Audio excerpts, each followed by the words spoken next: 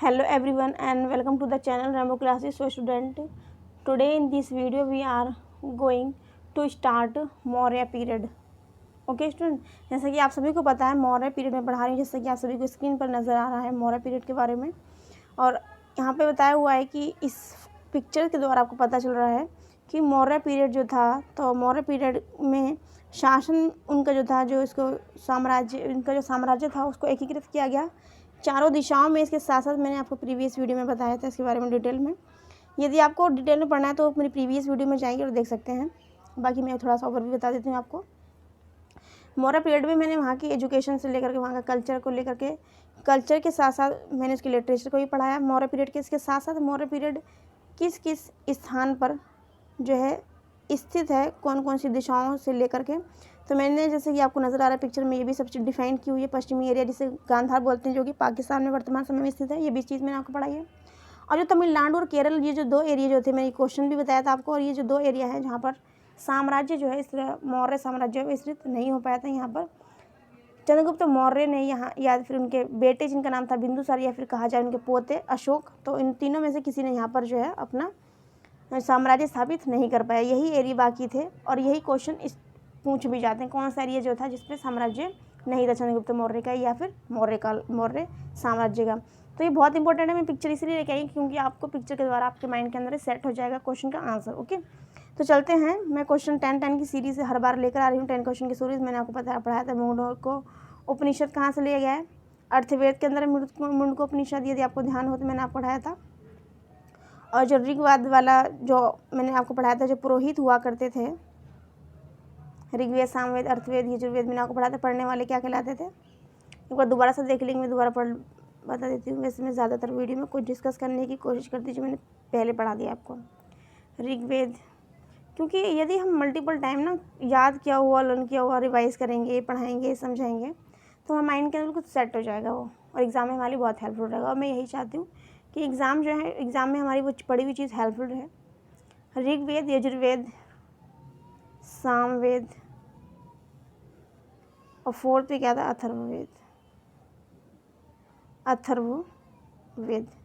ठीक है, तो मैंने आपको पढ़ाया था ऋग्वेद जो पढ़ने वाला होता है, जो पुरोहित जो होते हैं उनको बोलते हैं होता. और यही मेरे उस दिन वीडियो में ध्यान नहीं आ रहा था. ओके, देखिए एक बार, क्या कहते हैं उसको? होता कहते हैं. यजुर्वेद को पढ़ने वाला क्या कहलाता है? उधर्वयु कहलाता है. क्या कहलाता है? उधर्वयु कहलाता है. सामवेद को पढ़ने वाला क्या कहलाता है? उदगाता. ठीक है, उसके बाद में अर्थवेद को जो पढ़ने वाला होता है वो क्या कहलाता है? ब्रहा. ये क्या है? ब्रहा. तो मैंने आपको ऋग्वैदिक काल और वैदिक काल जो मैंने आपको पढ़ाया था, तो जो मैंने अभी आपको बता रही हूँ कि मुंडको उपनिषद जो है अर्थवेद में के अंदर है. ठीक है, मुंडको उपनिषद जो है अर्थवेद के अंदर है. ये चीज़ मैंने आपको बता रखी है. यदि आपने वेद पढ़े होंगे, मैंने आपको पढ़ाया था क्वेश्चन के सहित.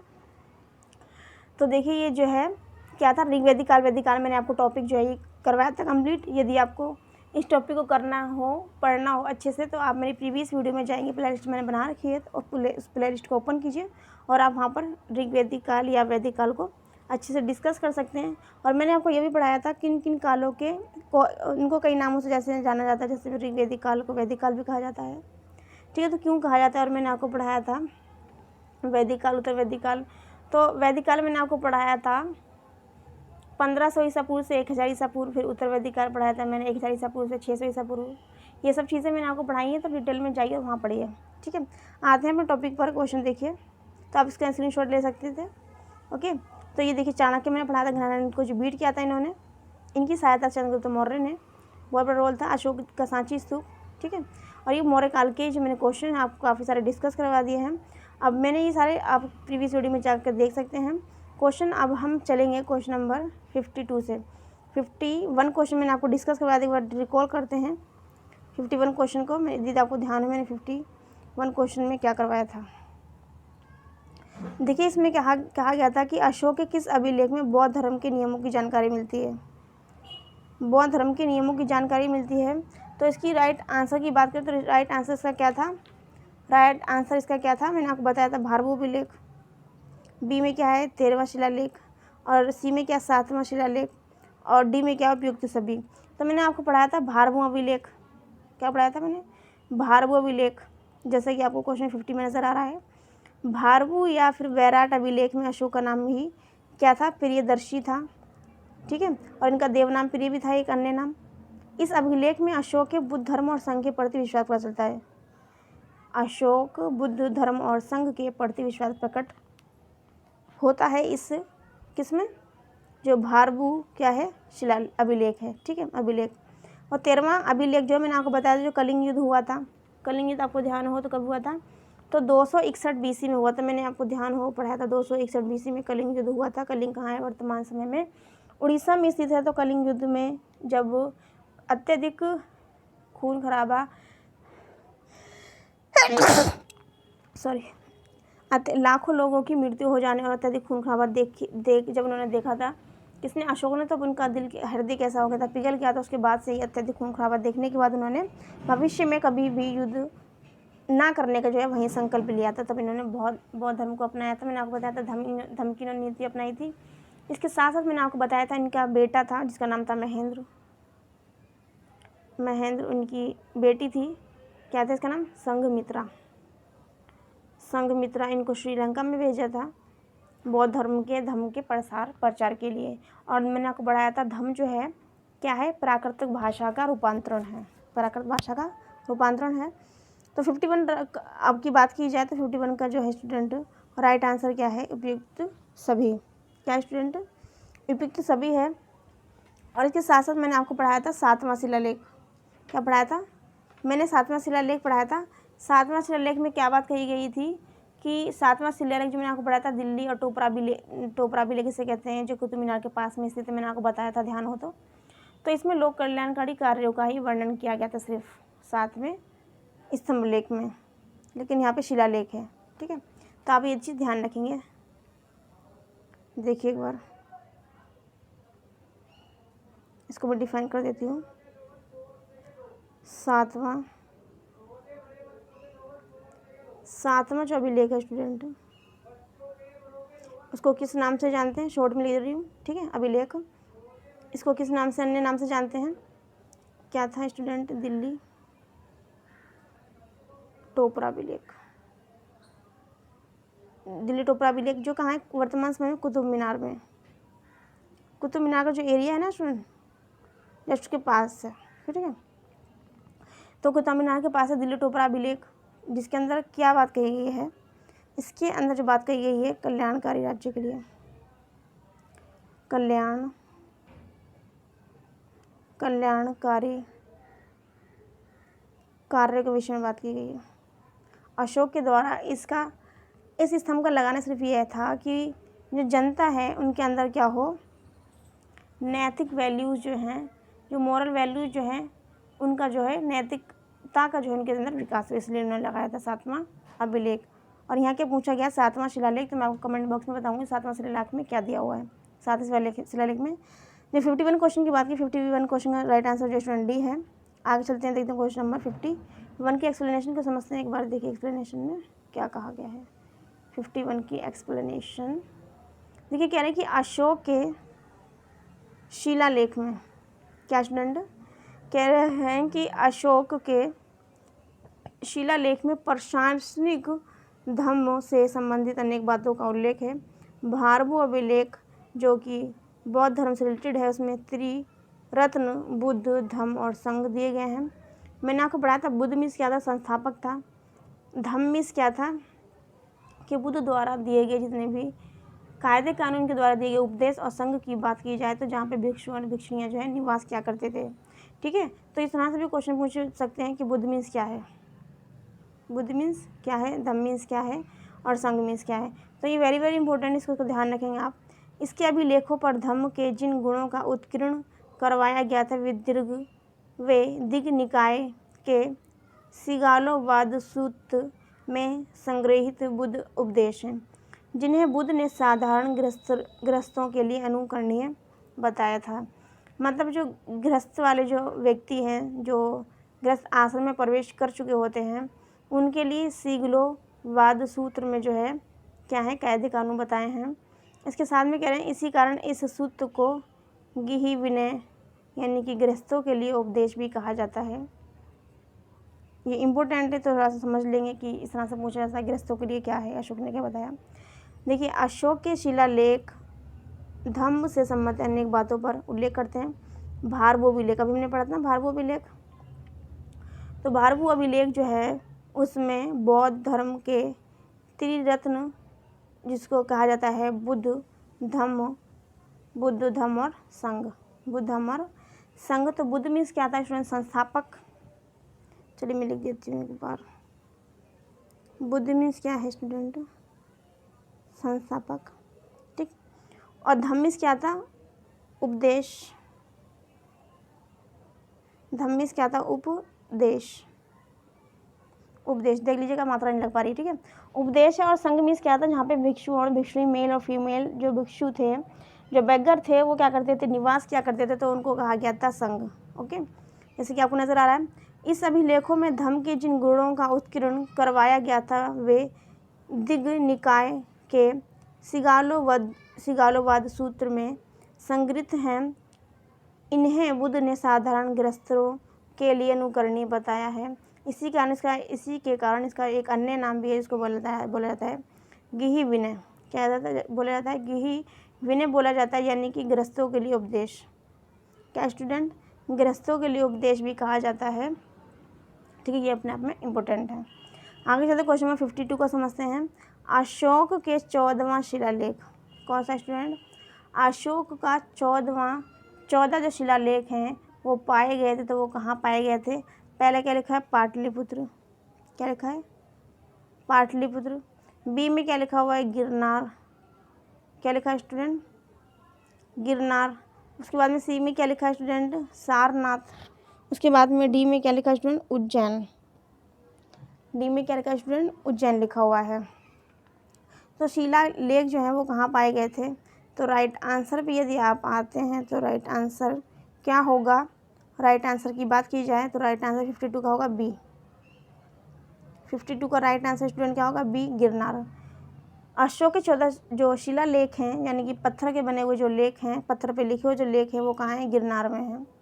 समझते हैं इस एक्सप्लेनेशन को। 14 शिलालेख विभिन्न लेखों का एक समूह जो 8 भिन्न भिन्न स्थानों पर से प्राप्त किए गए हैं। वे कौन कौन से स्थान पर हैं। पहला है शाहबाजगढ़ी जो कि पेशावर पाकिस्तान में है। मानसेहरा जो कि हज़ारा जिला कहाँ है, पाकिस्तान में है। और मैंने आपको पढ़ाया था रावी नदी, आपको ध्यान हो तो सिंधु घाटी सभ्यता में मैंने आपको पढ़ाया था, हज़ारा जिला पाकिस्तान में, ठीक है। तो शाहबाजगढ़ी और मानसेहरा की यदि बात की जाए तो शाहबाजगढ़ी जो अभिलेख है, ये जो अभिलेख है कौन सी लिपि में पाया जाता है, ये भी क्वेश्चन कभी कभी आ जाता है कि शाहबाजगढ़ी अभिलेख जो है शिलालेख ये खरोष्टी लिपि में पाया जाता है, खरोष्टी लिपि। शाहबाजगढ़ी जो है ये कहाँ में पाया जाता है, खरोष्टी लिपि में पाया जाता है। उसके बाद में क्या है, ये जो है कालसी, 3rd नंबर का कालसी जो है, जो कि गिरनार और मेरठ के पास में पाया जाता है अभिलेख। ये कौन सा, बिराही लिपि में, किसमें स्टूडेंट, बिराही लिपि, ठीक है। तो आप ध्यान कर लीजिए, एक बार मैं ऐसे ही बता दे रही हूँ आपको। तो बिराही लिपि देखिए एक बार, बिराही लिपि देखिए, शाहबाजगढ़ी जो कि पेशावर वर्तमान में पाकिस्तान में स्थित है, तो ये जो है खरोष्टी लिपि में है। इसके बाद बात की जाए कालसी की, तो कालसी स्टूडेंट बिराही लिपि में लिखा हुआ है। तो ये कहाँ पे स्टूडेंट, देहरादून में, कहाँ पे, देहरादून में है। और जो कि बात की जाए मानसेहरा का, तो ये भी तो ये भी जो है हज़ारा ज़िले में ही स्थित है, कहाँ पर, पाकिस्तान में, ठीक है। आगे लिखा हुआ गिरनार, यानी कि काठियावाड़ में जूनागढ़ के समीप स्थित गिरनार की पहाड़ी है। एक गिरनार नामक का भी पाया गया है शिलालेख, कहाँ पे है स्टूडेंट, राजस्थान में, कहाँ पे है, काठियावाड़ यानी जूनागढ़ यानी कि गुजरात में, काठियावाड़ गुजरात में है, ठीक है। उसके बाद में क्या है, धौली, ये कहाँ है, उड़ीसा के पुरी में, जो मैंने आपको बताया था कलिंग युद्ध यहाँ पे हुआ था उड़ीसा में ही, ठीक है। जौनगढ़, ये जो कहाँ है, उड़ीसा के गंजाम जिले में, उड़ीसा में एक जिला है, इसका नाम क्या है, गंजाम, वहाँ पर है जौगढ़। उसके बाद में एर्रगुड़ी, क्या इसके बाद में एर्रगुड़ी को देखिए, एरगुड़ी जो है कहाँ है, आंध्र प्रदेश के कुरनूल ज़िले में है। सोपारा जो है महाराष्ट्र के थाना ज़िले में स्थित है। तो ये क्या है, 8 शिलालेख हैं जो कि किससे संबंधित हैं, अशोक के शिलालेख से संबंधित हैं। फैक्ट को समझते हैं आगे। धौली और जौगढ़ के शिलालेख पर 11वें 12वें और 13 शिलालेख उत्कीर्ण नहीं है। धौली के जौगढ़ पर 11वां 12वां 13 शिलालेख उत्कीर्ण नहीं है। यदि बात की जाए 11वें 12वें और 13 शिलालेख की, तो मैंने आपको बताया था 11वें शिलालेख में क्या कहा गया है, 11वें शिलालेख में बताया गया है राजा और उसकी प्रजा के बारे में। राजा और उसकी प्रजा, प्रजा को जो है राजा का क्या माना गया, पुत्र माना गया है 11वें शिलालेख में। जबकि 12वें शिलालेख की अगर बात की जाए तो 12वां शिलालेख में क्या मैंने बताया था आपको, प्रीवियस वीडियो में क्वेश्चन आपको बताया था मैंने कि उन्होंने क्या कहा है, सभी धर्मों को जो इक्वल मानना चाहिए। 12वें में क्या कहा है, सभी धर्मों की समान जो है आस्था रखना चाहिए, किसी भी धर्म को बुरा भला नहीं कहना चाहिए 12वें लेख में। और शिलालेख जो है 13वां, वो किस संबंधित है, मैंने आपको पढ़ाया था, कलिंग युद्ध, कलिंग युद्ध से संबंधित है, कलिंग युद्ध से 13। आगे चलिए फैक्ट समझते हैं। अर्थशास्त्र से पता चलता है कि जो अमात्य, मैंने बताया था चंद्रगुप्त मौर्य के टाइम में जो विष्णु थे उनकी बुक थी अर्थशास्त्र, उसके अंदर सप्तांग सिद्धांत में राजा के बाद में सेकंड नंबर पे कौन था, अमात्य था। अमात्य को वर्तमान समय की मंत्री परिषद कहा जा सकता है, सॉरी मंत्रिमंडल कहा जा सकता है। ठीक है, तो यहाँ पे कह रहे जो अमात्य धर्मोपधा शुद्ध अर्थात धार्मिक प्रलोभन द्वारा चरित्र शुद्ध चरित्र वाले ही सिद्ध हुआ करते थे, उनको ही न्यायाधीश बनाया जाता था, न्यायाधीश बनाया जाता था। यदि आपको ध्यान है तो मैंने आपको पढ़ाया था कि जो दीवानी मामले हुआ करते थे, दीवानी मामले और फौजदारी मामले में डिफरेंस मैंने आपको बताया था कि जो दीवानी मामले फौजदारी मामले जो होते हैं, डिफरेंस मैंने आपको बताया था कि फौजदारी मामलों में जो है मर्डर वगैरह के केसेस आते हैं, और जबकि दीवानी जो मामले उसमें फैमिली डिस्प्यूट या फिर समाज में जितने भी जो रिश्तों से रिलेटेड, प्रॉपर्टी वगैरह से रिलेटेड जो होते हैं, वो किस में आते हैं केसेस, वो आते हैं दीवानी मामलों में। तो यहाँ पे ये चीज़ ये कह रहे हैं जैसे कि शादी मैरिज वगैरह हो गया, डाइवोर्स हो गया, ये सब चीज़ें हो गया है ना, या फिर कोई बच्चा गोद लेना हुआ, इस तरह की बातें जो हैं किसमें, दीवानी मामले में। तो लिखा हुआ है कि मैंने आपको बताया था कि अमात्य बताया मैंने चंद्रगुप्त मौर्य के टाइम में जो कौन थे, चाणक्य थे, उन्होंने लिखा था, तो उसमें उन्होंने क्या लिखा था, अर्थशास्त्र लिखे थे। अर्थशास्त्र में सप्तांग सिद्धांत दिया था। सप्तांग सिद्धांत के अंदर सबसे पहला सिद्धांत, पहला तत्व था वो था राजा, उसके बाद में क्या था, अमात्य। और वर्तमान समय की मंत्रिमंडल को हम अमात्य से जो है कंपेयर कर सकते हैं। ठीक है, इसमें लिखा अमात्य धर्मोपधा शुद्ध अर्थात धार्मिक प्रलोभन द्वारा शुद्ध चरित्र वाले हुआ करते थे, उन्हें ही न्यायाधीश कहा जाता था। यानी कि कोर्ट का जो न्यायाधीश बनने के योग्य जो व्यक्ति हुआ करता था वो कैसा होना चाहिए, उसको धार्मिक प्रलोभन, यदि किसी ने धर्म को बदलने के लिए कोई प्रलोभन दिया तो वो भाई उन्होंने अपना धर्म चेंज कर लिया। तो इस तरह के प्रलोभन से क्या होना चाहिए, शुद्ध चरित्र वाले होना चाहिए। उन लोगों को क्या बनाया जाएगा, न्यायाधीश बनाया जाएगा, जज बनाया जाएगा, मजिस्ट्रेट बनाया जाएगा। ओके, आगे चलते हैं क्वेश्चन नंबर 52 के बाद में। एक बार ये जो अपने आप में बहुत इंपॉर्टेंट है, इसको समझ लेते हैं एक बार। क्या ये जो 14 शिलालेख हैं, पहले शिलालेख की बात की जाए, पहला शिलालेख जो है शाहबाजगढ़ी पेशावर में स्थित है, मानसेहरा हजारा जिले में स्थित है, कालसी देहरादून में स्थित है, गिरनार काठियावाड़ जूनागढ़ के समीप गिरनार की पहाड़ी पर स्थित है, धौली उड़ीसा के पुरी जिले में स्थित है, जौगढ़ उड़ीसा के गंजाम जिले में स्थित है, एरगुड़ी जो है आंध्र प्रदेश के कुरनूल जिले में स्थित है, सोपारा महाराष्ट्र के थाना जिले में स्थित है। ठीक है, तो ये सभी शिलालेख हैं। तो मैंने आपको बताया था शाहबाजगढ़ी और कालसी, शाहबाजगढ़ी और कालसी। तो मैंने बताया था कालसी जो है स्टूडेंट जो कि कहाँ पर है, गिरनार और मेरठ के पास बताया जाता है। तो कालसी जो है स्टूडेंट किस लिपि में, बिरहा लिपि में,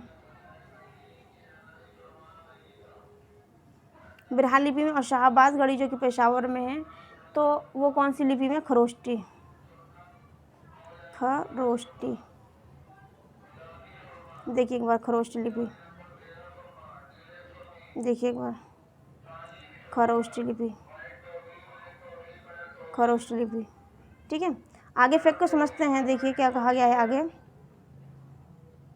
देखिए एक बार। फिर 11वें शिलालेख और 13वें शिलालेख के बारे में डिस्कस कर चुके हैं आपको। 11वें शिलालेख में क्या है और 13वें और 12वें में क्या है। बात की जाए अर्थशास्त्र की तो इनको धर्मोपदेश शुद्ध जो हुआ करते इनको कहा जाता था कि जो लोग धार्मिक प्रलोभन से शुद्ध हुआ करते थे उनको ही जज मिनिस्टर और न्यायाधीश बनाया करते थे। जज मिनिस्टर या न्यायाधीश उनको ही बनाए जा करते थे जो धार्मिक प्रलोभनों से क्या हुआ करते थे, शुद्ध हुआ करते थे। और 13वां शिलालेख कलिंग से संबंधित है। 12वां शिलालेख जो लोक कल्याणकारी राज्य संबंधित मैंने आपको बताया था। उसके बाद में क्या है 11वां शिलालेख जो है उससे मैंने क्या बताया था 11वां शिलालेख में कि प्रजा और उसकी जो प्रजा और राजा के बीच में संबंध है तो बताया जाता है कि राजा जो है सर्वोपरि है और राजा की संतान जो है प्रजा है। और 12वें शिलालेख में जो है सभी धर्मों को इक्वल कहने की बात की गई है। किसके द्वारा? चंद्रगुप्त मौर्य के द्वारा। ठीक है, आगे चलते हैं। क्वेश्चन नंबर 52 के बारे में समझते हैं। 52 क्वेश्चन नंबर 52 को 53 सॉरी क्वेश्चन नंबर 53 पे आते हैं। देखिए 53 में क्या कहा गया है। क्वेश्चन नंबर 53 क्वेश्चन नंबर 53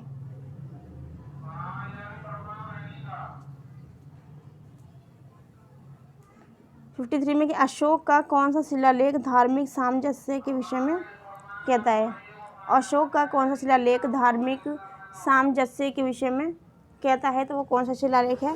पहले क्या लिखा हुआ है? द्वितीय अभिलेख, द्वितीय शिलालेख। उसके बाद में क्या 12वां शिलालेख, 13वां शिलालेख और 10वां शिलालेख।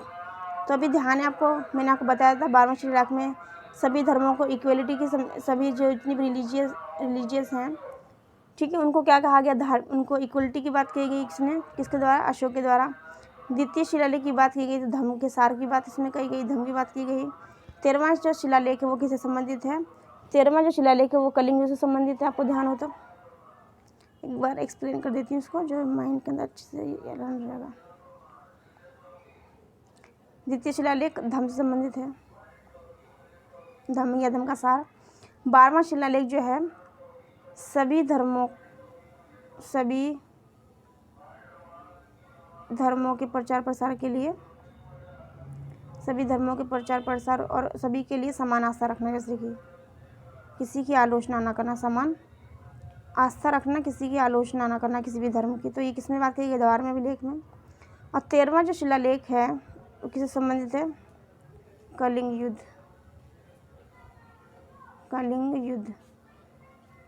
कलिंग युद्ध से संबंधित है। तो राइट आंसर की बात करें क्वेश्चन नंबर 53 की, तो 53 का राइट आंसर स्टूडेंट क्या है? 12वां शिलालेख। क्या है स्टूडेंट? 12वां शिलालेख है। ठीक है, आगे चलते इसकी एक्सप्लेनेशन को समझते हैं। अशोक का 12वां जो शिलालेख है उसमें धार्मिक सामंजस्य के विषय में जानकारी प्राप्त होती है। इसमें अशोक कहता है कि सभी संप्रदायों के सार की वृद्धि हो, जितने भी संप्रदाय हैं उनकी क्या होना चाहिए? उनकी वृद्धि हो, क्योंकि सबका मूल जो है क्या है? संयम है। लोग अपने संप्रदाय की प्रशंसा, एक दूसरे संप्रदाय की निंदा ना करें, ना ही किसी संप्रदाय की, किसी धर्म की क्या करें? प्रशंसा करें, और ना ही किसी की निंदा करें। ठीक है, तो यानी क्या है? सभी धर्मों के लिए इक्वलिटी की बात की गई, इक्वल आस्था की बात की गई है। ठीक है, क्वेश्चन नंबर 53 की एक्सप्लेनेशन होती है कंप्लीट। आगे चलते हैं क्वेश्चन नंबर 54 पर। क्वेश्चन नंबर 54 देखेंगे एक बार। 54 के क्वेश्चन पे जाते हैं और 54 के क्वेश्चन को देखेंगे क्या कहेंगे। 54 में कहा गया है कि किस अभिलेख में अशोक ने कहा है, किस अभिलेख में अशोक ने कहा है कि सभी धर्मों का सार तत्व की वृद्धि हो, सभी संप्रदायों के सार तत्व की वृद्धि हो। तो अभी मैंने पीछे जो क्वेश्चन पढ़ाया हो उसका आंसर मैंने अभी आपको डिस्कस करवाया था। तो इसमें बताया था अशोक ने सभी धर्मों के सार वृद्धि की बात बताई थी, तो वो कौन सा शिलालेख था। ऑप्शन देखते हैं। पहला ऑप्शन क्या है? 10वां शिलालेख। बी में क्या है? 6ठा शिलालेख। सी में क्या है? 5वां शिलालेख। और डी में क्या है? 12वां शिलालेख। तो बात करें राइट आंसर की, तो 52 का राइट आंसर मैंने अभी आपको बताया कि 12वें शिलालेख ने अशोक ने सभी धर्मों के प्रति समान आस्था और सभी धर्मों का, सभी संप्रदायों का जो है सार तत्व की वृद्धि हो, उनके विकास हो, इस बात की बात कही है। तो राइट आंसर स्टूडेंट क्या होगा, बताइए इसका राइट आंसर क्या होगा। 52 का राइट आंसर होगा डी। क्या होगा, 52 का जो राइट आंसर है वो क्या है स्टूडेंट, डी। 52 का राइट आंसर क्या है, 54 का डी। आगे चलते हैं, क्वेश्चन नंबर 55 को समझते हैं। 55 में क्या कहा गया है, रोमन देई स्तंभ किसके काल का है। रोमन देई स्तंभ किसके काल का है। पहला क्या लिखा हुआ, अशोक, बी में लिखा हुआ कनिष्क, क्या लिखा कनिष्क, सी में लिखा समुद्रगुप्त और डी में लिखा है मिनांडर। तो रोमन देई स्तंभ की बात की जाए तो ये किसके काल का है। तो ये जैसे कि हम किसके बारे में भी वर्तमान समय में पढ़ रहे हैं, किसके बारे में पढ़ रहे हैं, अशोक के बारे में। तो राइट आंसर पे अगर जाएँ तो राइट आंसर इसका स्टूडेंट देखिए क्या होगा, अशोक। क्या स्टूडेंट, अशोक जो है रोमन स्तंभ, अशोक के टाइम का ही रोमन स्तंभ लेख है। अब ये कहाँ पर स्थित है इसको समझते हैं, एक्सप्लेनेशन में समझेंगे एक बार।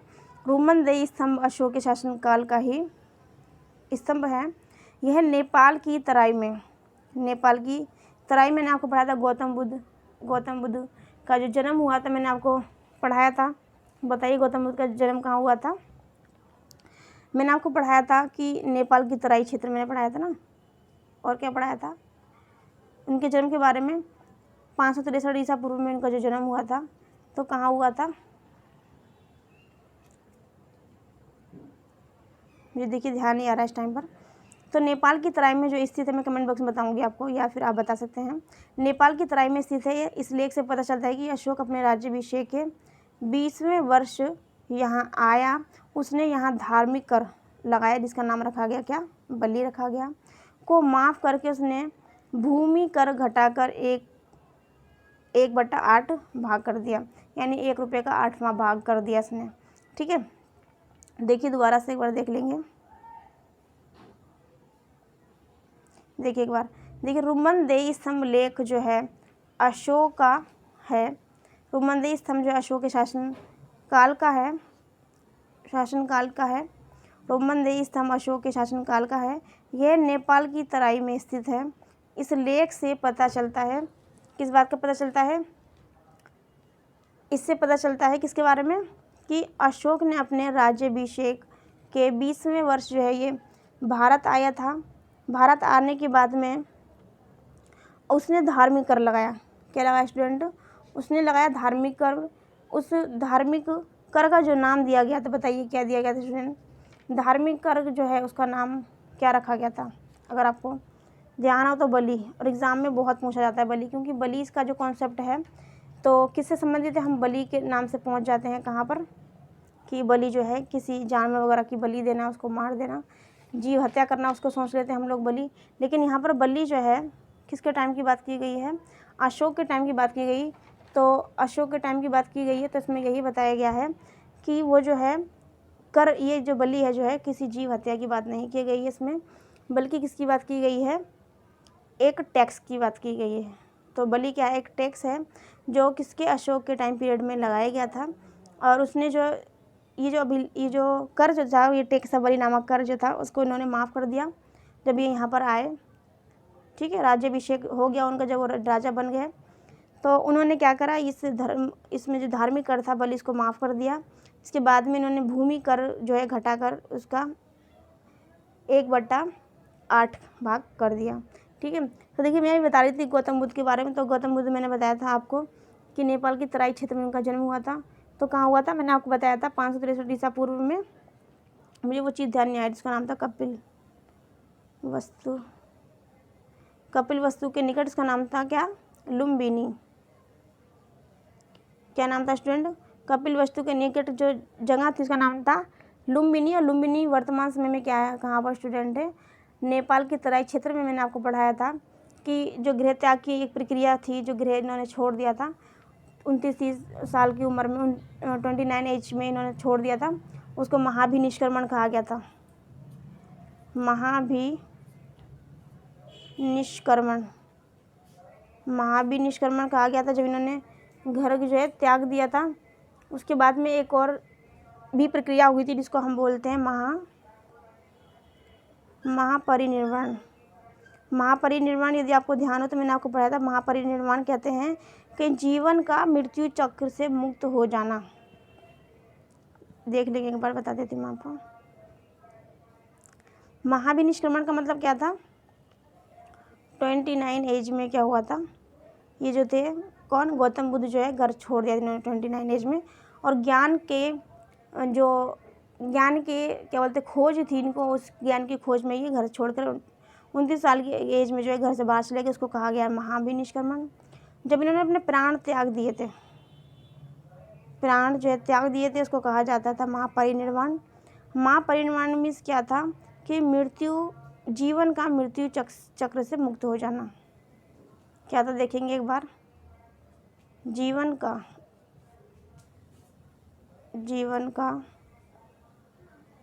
मृत्यु चक्र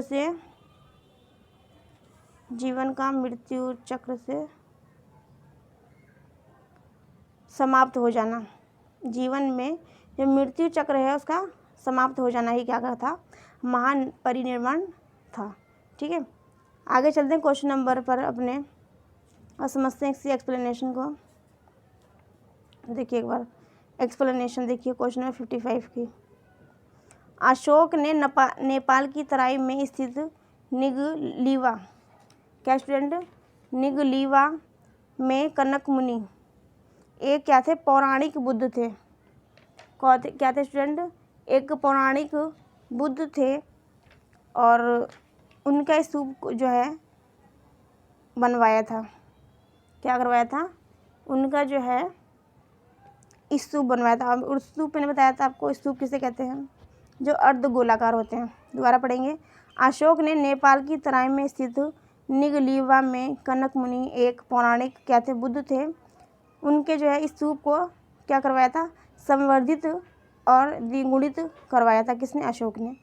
सांची और सारनाथ के लघु स्तंभ लेख में वह बौद्ध संघ में फूट डालने वाले भिक्षुओं और भिक्षुणियों को चेतावनी देता था। कौन, अशोक। सांची और सारनाथ में लघु स्तंभ लेख में जो बौद्ध संघ में फूट डालने वाले भिक्षु और भिक्षुणी हुआ करते थे, उनको चेतावनी देता था। कौन, अशोक।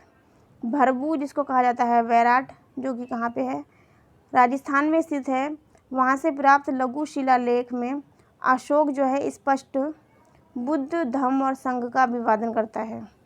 अशोक किसका, बुद्ध धम्म और संघ का अभिवादन करता है। और मैंने आपको पढ़ाया था बुद्ध मीन्स क्या था, और देखिए बुद्ध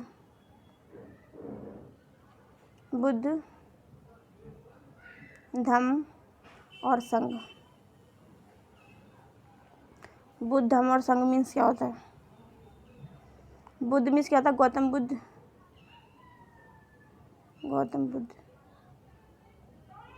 जिनको क्या कहता है, संस्थापक।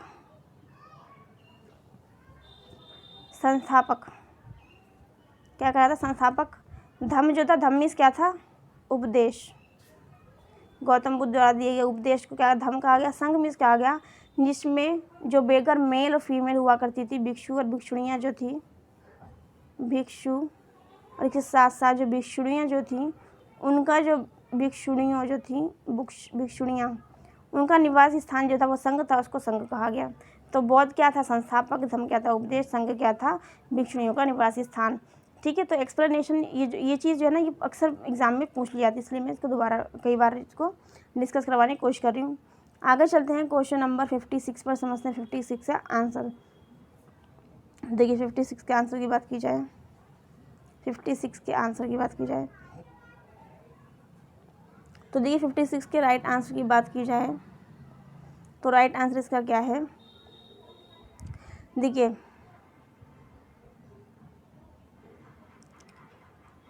अशोक के निम्न में से किस अभिलेख में इसिला नामक नगर का उल्लेख किया गया है। अशोक के निम्न में से किस अभिलेख में इसिला नामक नगर का उल्लेख किया गया। पहला क्या है, मास्की अभिलेख। द्वितीय में क्या है, नेतुर अभिलेख। सी में क्या है, उडेगोलम अभिलेख। और डी में क्या है, सिद्धपुर अभिलेख। तो बात करें किसकी, 56 क्वेश्चन के आंसर की, दोबारा पढ़ेंगे कि अशोक के निम्न में से किस अभिलेख में इसिला नामक नगर का उल्लेख किया गया है। तो इसिला नामक नगर का जो उल्लेख किया गया है वो अशोक का कौन सा अभिलेख है, मैंने आपको भी पढ़ाया था, बिरहागिरी, बिरहागिरी अभिलेख, बिरहागिरी अभिलेख। क्या पढ़ाया था मैंने? बिरहागिरी अभिलेख।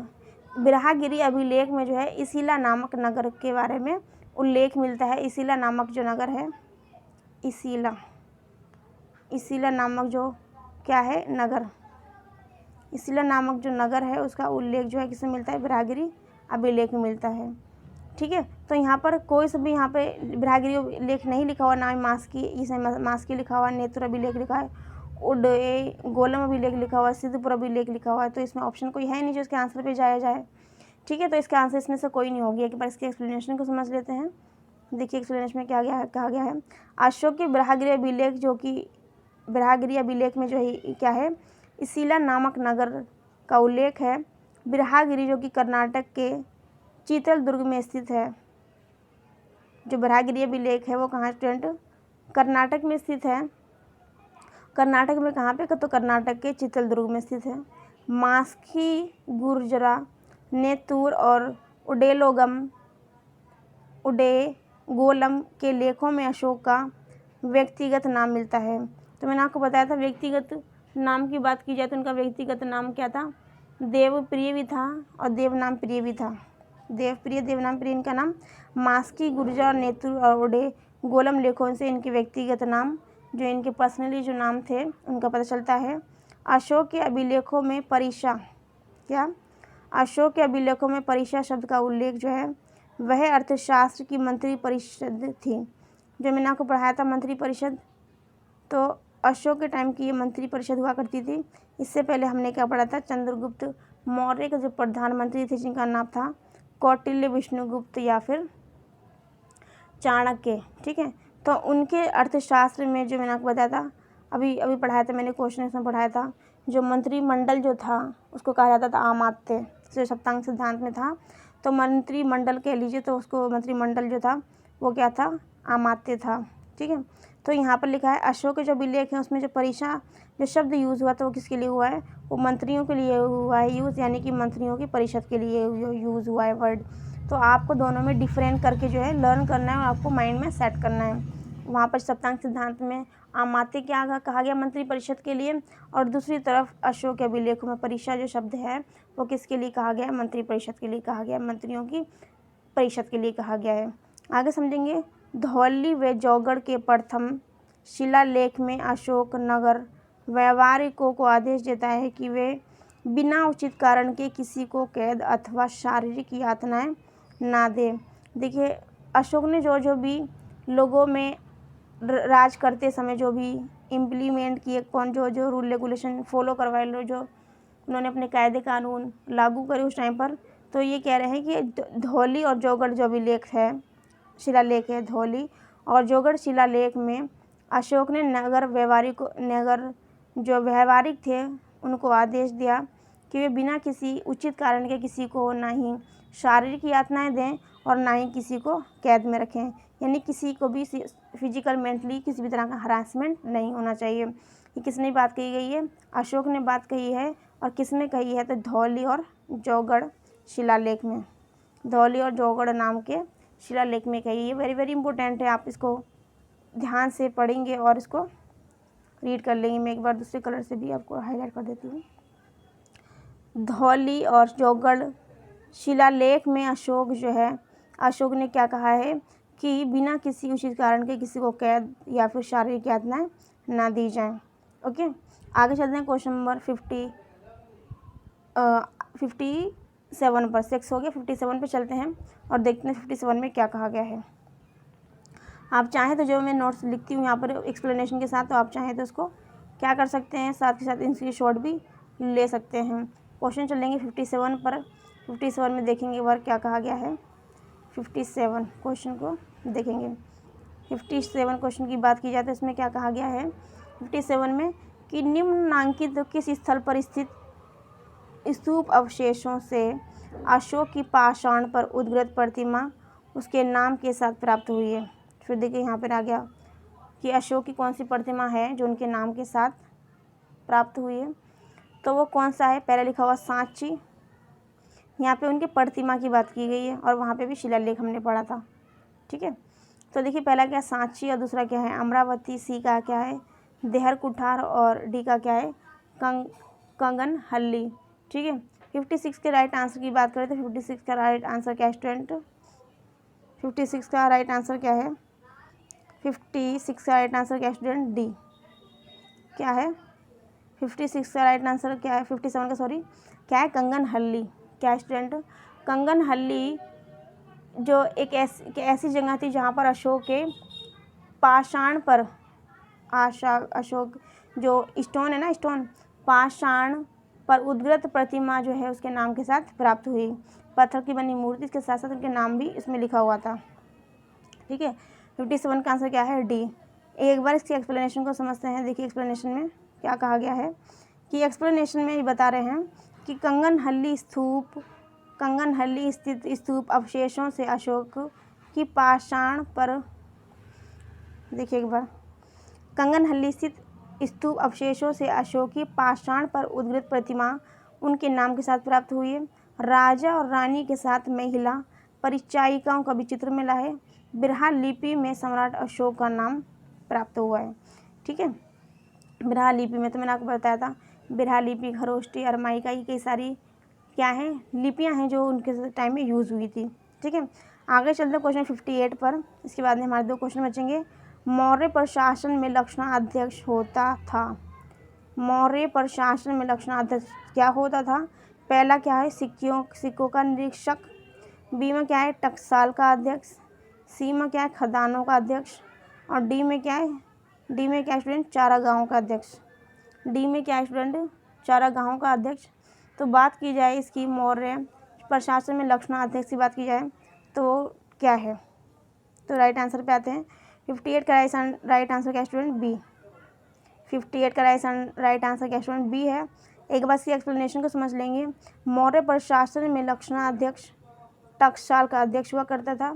मौर्य प्रशासन में तृतीय श्रेणी के आमत्य जो थे वे क्या हुआ करते थे? विभागीय अध्यक्ष हुआ करते थे।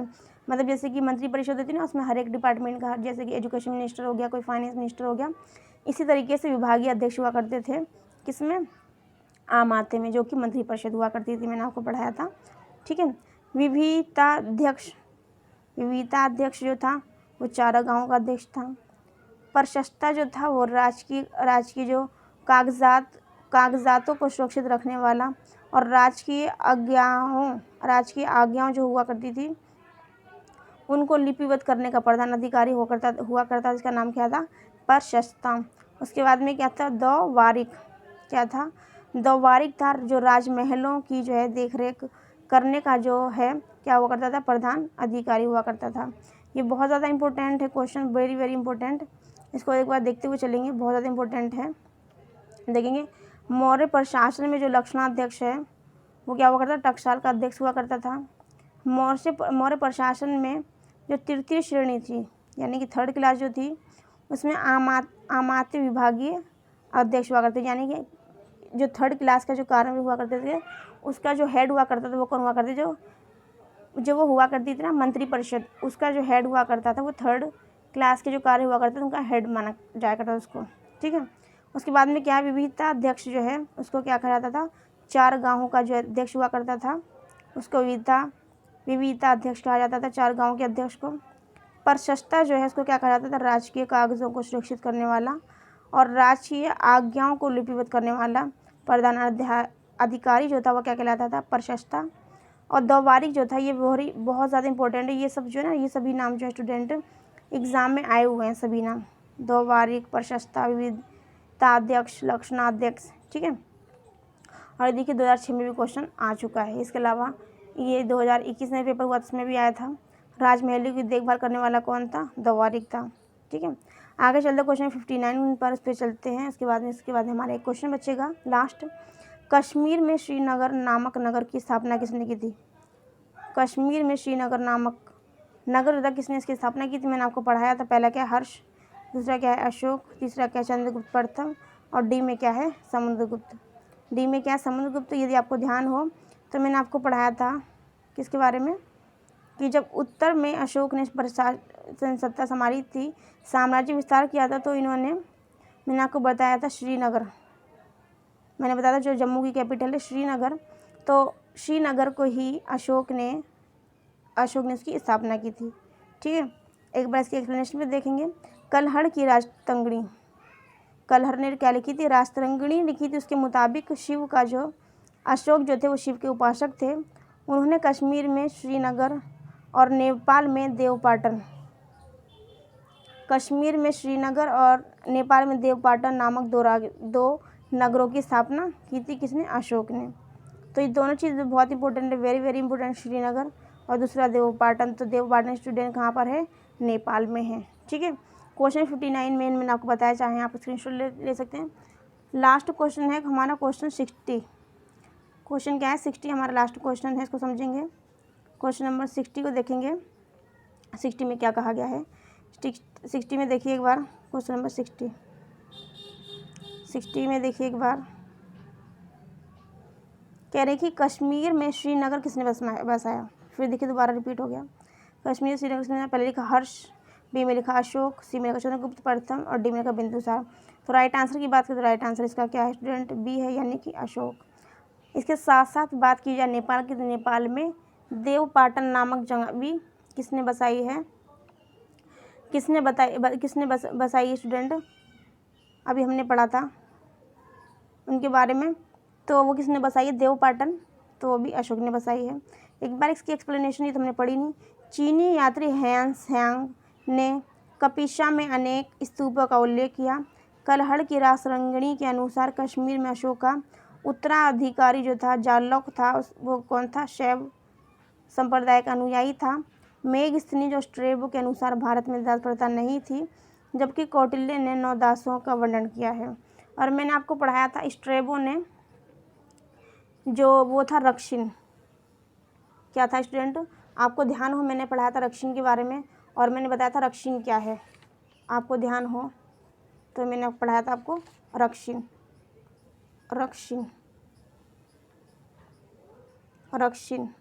अर्थशास्त्र में विष्णुगुप्त ने लिखा हुआ था रक्षिन। रक्षिन मीन्स क्या था? रक्षिन जो था वो क्या करता था कार्य? शांति व्यवस्था बनाए रखने का, शांति व्यवस्था बनाए रखने का कार्य, शांति व्यवस्था बनाए रखने का जो कार्य था वो किसका था स्टूडेंट? रक्षिन का था। तो रक्षिन ये जो वर्ड है वो कहाँ है? अर्थशास्त्र में उल्लेखित है।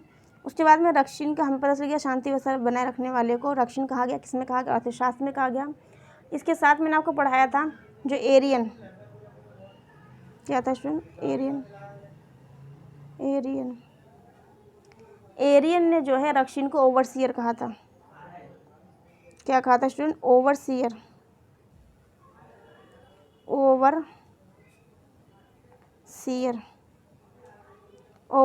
कहा था किसने? एरियन ने रक्षिन को। इसके साथ साथ मैंने आपको पढ़ा था स्ट्रेबो ने क्या कहा था? स्ट्रेबो ने कहा था इसमें इंस्पेक्टर। क्या कहा था? इंस्पेक्टर। तो वर्तमान समय में जो हम पुलिस जो है उसको जो इंस्पेक्टर बोलते हैं, तो ये वर्ड किसने दिया है? स्ट्रेबो ने ही दिया है।